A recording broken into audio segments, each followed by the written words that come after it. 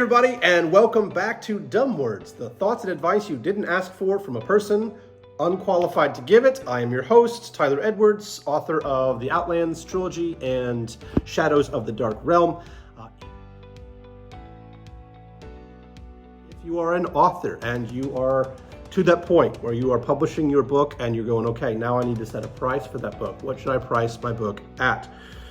I've seen a lot of discussion, a lot of debate, a lot of questions about, what's a reasonable and the right price for it. I've seen guys that are selling their digital book at over $10 a copy, saying that they're not going to lower it because they don't want to undervalue their work. And if people can pay $7 for a cup of coffee that they enjoy for, 5 minutes, they can pay $12 for a digital copy of a book that they can enjoy for hours.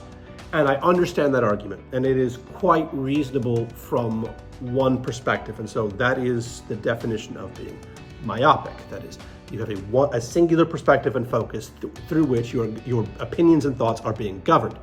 Is it reasonable to say you would spend more money on a cup of coffee than it is that you would spend on a book that you'll enjoy for longer, potentially? Yeah, that's a reasonable thought. Here's the problem, it's not the only thought. It's not the only condition that goes into the situation. What you have to deal with in book sales and your pricing is the law of supply and demand. The reason someone's going to pay $8 for a cup of coffee is because that's what a cup of coffee costs if they don't want to make it themselves. Right? They can't go somewhere else. Like, it's like, oh, I'm just going to go over here and get a cup of coffee that's $2. They're not going to find that. So they're going to pay $8 at Starbucks, or they're going to pay $7 at the local coffee shop that's a little bit different, but maybe doesn't have the same flavors that they really like or whatever, or they're going to make it themselves. And then the big giant pain that they don't want to deal with, which is why they went to Starbucks in the first place. That's the supply and demand. When you have a corner on a market, when you have a lot of control over, you're the place that everybody knows where they want to get, you can charge what you want. People pay it if they want the product. When you're talking about a book, yeah, you can value your product at whatever you want, but is someone who doesn't know you going to do that? Probably not. Especially when you consider that there are hundreds of thousands of indie books, many of which are going to be in the same genre as yours, probably hundreds of thousands, honestly, accurately. There are hundreds of thousands of books in the specific genre that you write that are out there. Some of them are going to be better in objective quality than yours. And most of them, if your digital copy is over $10, are going to cost less. So the question you have to ask when determining your price is, what is your goal? Is it, I know I'm going to sell 50 copies because I have enough friends and family who will pay whatever I ask to support me. So I want to milk that cow for as much as I can. So I'm going to make $10 a book by outlandishly charging this high price for my digital copy. Again, I'm not saying a book isn't worth it. I'm not saying you shouldn't make that. I'm saying it's not the industry standard. When most digital copies are going for between 99 cents and $5 especially for an indie author, you go out, you can play outside those margins all you want. But what you're doing is turning away potential new readers who haven't heard of you. If I look at two books and I go, hey, this book is about Vikings and it looks kind of cool, and this book is about Vikings and it looks kind of cool, and they sound similar, and the stories aren't, they're both interesting, and I've never heard of either of the authors, and I don't know anything, they both have not a whole lot of reviews, but this book costs $2 and this book costs $10, guess which one I'm taking a try on? Because I'm not looking at this going, oh, this book must be $8 better. I'm looking at it going, this guy's $8 worth of delusions right here. So if you want to sell larger numbers of copies, if you want to have a greater reader base, if you want your book to catch on and get reviews and ratings, and those are all things that are typically done when your book becomes more accessible.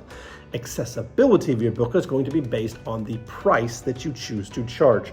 So if you charge 99 cents for your ebook, you will sell a lot more, you will probably sell a lot more copies. And what I mean is your conversion rate will be greater from people who find your book to people who say, I'll give it a shot, is going to be a lot higher at 99 cents than it is going to be at $9.99. Just a higher rate because it's a different level of risk for an unknown commodity.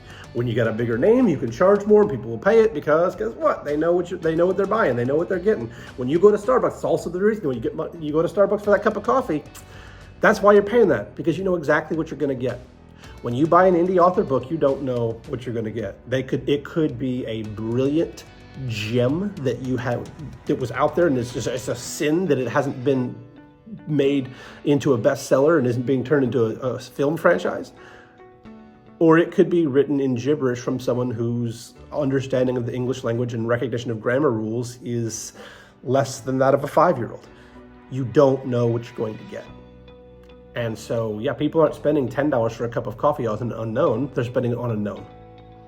That's the risk. So when you price your book, think about what is a reasonable price for other books in the same genre, around the same size. What are they charging? Because if you find 100 books similar to your book that are half the price of your book, you're pricing yourself out of the market, because readers are, I've recognized is that a lot of readers, the people that you're really going to sell your book to who don't know you, are going to be people who consume a lot of books. And they also operate with a budget. And they're not looking to spend $26 on a digital copy of a book. They want to be able to, because for them it goes, well, that's one book, or I can get 13 books. Which one sounds better for them when they go through lots of them? So one of the things to consider is, yeah, you can market, you can charge whatever you want as your book. You can put it, I saw a guy who posted how to make $150,000 selling your self-published book. And the price that he charged for his book was $150,000. And I cracked up at that. I was like, okay, all you gotta do is buy his book, and the lesson is just like this. I'm pretty sure it's not a real thing, but it was really funny. It made me laugh a lot because, hey, he knows what he's trying to do. He's working it.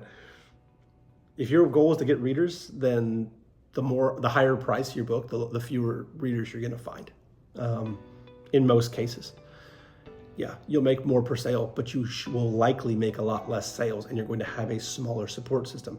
And so the thing that gets me crazy is these authors who will charge large amounts, unreasonably large amounts. When I say unreasonably large, I think anything above $6 for a digital copy, because it costs the same amount to print it either way, or for the digital is just the sending fees for Amazon. Anybody's charging more than $6, maybe $7. I mean, you're borderline there. Charging more than $6. That's pretty outlandish for a digital copy. When I see them do that and then complain that nobody's interested in their book and they don't have anybody that's supporting them and nobody wants to take it, it's like, yeah, because you made it, you priced it out of the market. That's what you did. I get it. If you're comparing your book to a cup of coffee as far as the amount of the amount of time you get to enjoy it, yeah, it seems unreasonable. But there's a lot more to it than that. There are 100,000 people offering them books. There's only one place offering them coffee. Or maybe two. But both places are charging, guess what? A similar amount. So pick that kind of point. The most effective method that I have found is staggering costs. And so, like for my series, The Outlands, it's 3 books. So I make the first book the cheapest, because at that point, I'm the most unknown to them. They have no idea who I am, no idea if it's any good. So I put that book at 99 cents. I'm making almost nothing off that sale. But if that gets me a few more people in the door, go, 99 cents, I'll give it a try, whatever, it's fine. It's nothing. So cool. If they give it a try and then like it, they're gonna wanna read book 2 in most cases. And so now I go, okay, 2 is where I can kind of convert it. And so I go up a little bit on 2 and then a little bit more on 3, because if they read book 1 and 2, they're more likely to go into book 3 if they liked it. But that staggering cost can be a great tool to kind of get a little bit more out of your sales. But you just have to consider what your goal is. Do you want to sell a lot of copies? Do you want to reach a lot of people? Or do you want to make a bunch of money off of the 10 people who are going to buy your book because you guilt them into doing it in your real life? That's a harsh way of saying it. Because they love you so much that they want to support you, and they will pay whatever ridiculous amount you ask them to pay to get a copy of your book. How you price your book determines who you're going to reach. So when you think about it, just think about what's your goal, who you're trying to reach. And if you're not going to be happy selling 10 copies, maybe you need to reduce what you expect people to pay, because it's a book. And there's a lot of them that are free or 99 cents that they can get. So while recognizing you don't want to undervalue your book is a great idea, I don't know you. Why would I value your book? Because you wrote it? Cool, so I wrote one too. People who don't know you do not have an innate sense of valuing what you have created. In most cases, there's some wonderful people that's like, if you write it, I value that, that's amazing. Cool. It's a small market, and those people are inundated too, because there are so many authors. The beauty of KDP and of the self-publishing market that we have today is that it's really easy to put your book out there. The challenge of that is that it's really easy to put your book out there, so everybody's doing it. And that makes the market intensely saturated. So, adopt a price that matches your strategy and goals for what you want to do with your book. List it high. But just know, that may affect your number of sales considerably. It may prevent you from getting any.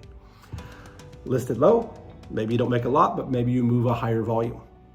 Or if you're like most authors that I know, you have a chance to catch a couple of readers who are willing to give you a chance. And building a reader base is one of the most important things for any writer to do if you want to have any chance of being successful in a saturated market. So,